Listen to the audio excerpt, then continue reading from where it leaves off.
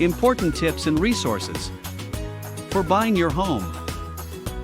Now, the second big question that I would have is like, okay, well, what about 2006, 2009, right? Now, it's important to discern the difference between between the causes of recessions, because not every recession equates to home prices falling. And even during 2006 to 2009, about 10% of the markets actually went up. But because this was such a huge emotional thing for people in the US, they started to equate recessions with home prices going down, when you have to look at the reason for the recession. All the recession is at least two or three consecutive quarters of our gross domestic product, which is basically how cheap our goods and services are, going down, as opposed to growing at that 3 to 5% ratio that the Federal Reserve wants. Now, the cause of this one was COVID. It had nothing to do with homes. Our lending practices are super strict right now. We have supply issues. We can't get enough lumber. We can't get enough bricks. We can't get enough steel here. There's a million problems with trying to get the home. We don't have enough homes. There's a million problems with trying to get the homes cheaper. It is the last reason for the recession, and it's the last thing that's going to be affected by the recession. It's the economists at the beginning of COVID and now, they basically said that real estate was the only thing that was actually going to pull us out of the recession, and it would be the only appreciating asset during that time. Hey, Antonio, can I interrupt a little bit? Can Yeah. you go back to the last slide, please? Yeah. Yeah. So one thing which I like to pitch in, and I get asked this question like 3 times a day.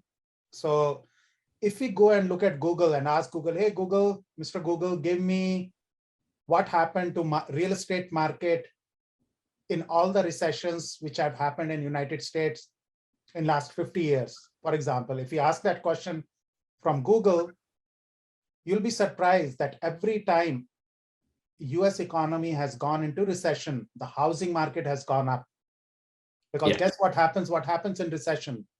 When people start losing money in stocks, in this country, people don't put their money in gold, people don't put their money in diamond. Guess where they put their money in? They take out the money out of stocks, and where the money goes, it goes in real estate.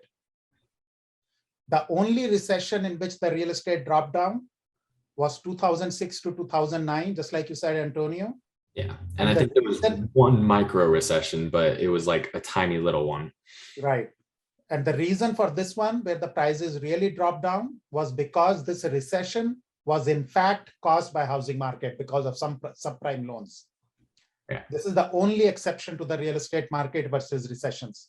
Just wanted to fill that gap in, Antonio.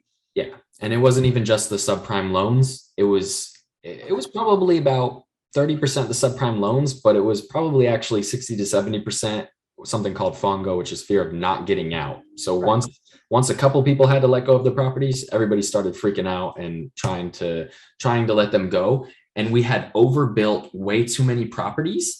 And essentially it made it so that there was no bottom to the price of the homes. The homes could essentially drop down to essentially near zero. If they're worth 500,000 and they go down to 100, 200,000, that's basically zero in terms of like owning the home, right? And its value. So there was no floor to it. They built tons and tons, way too many homes. Right now, we have way too few homes. So there is a floor to how low the prices can go, which is why even though everybody left San Francisco, the lowest the home prices are going to go is about where they're at right now, about 300,000.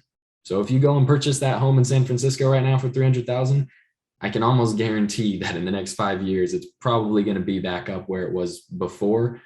If not, you at least made a pretty penny. Now, so this one is a little one. Not too many people ask about it, but what about after the 2001 tech boom, when we actually did have an exodus of the Bay Area? Now, back then, we saw a relationship to people leaving and rental prices dropping. But essentially right now, we're not seeing that. We're seeing people leaving, but the rental prices are staying the same and people are still getting a pretty penny for their rentals. So it's not really the same thing.